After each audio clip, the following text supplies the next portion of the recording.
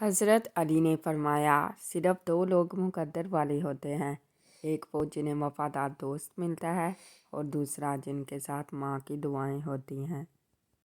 हज़रत अली, तुम्हारे वालिदैन तुम्हें बचपन में शहज़ादियों की तरह पालते हैं, लिहाजा तुम्हारा फ़र्ज़ बनता है कि उनके बुढ़ापे में उनको बादशाहों की तरह रखो।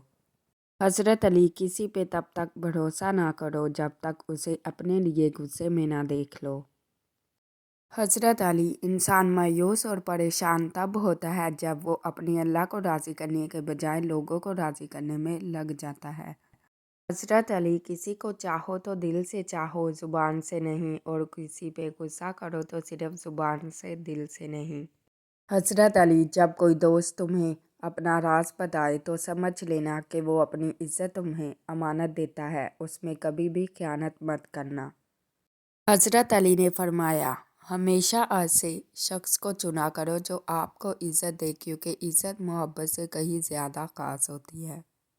हज़रत अली ने फरमाया, जो शख्स तुम्हारे खून में से ना हो मगर फिर भी तुमको इज़्ज़त दे और प्यार दे तो बेशक वो तुम्हारे लिए बेहतरीन रिश्ता है।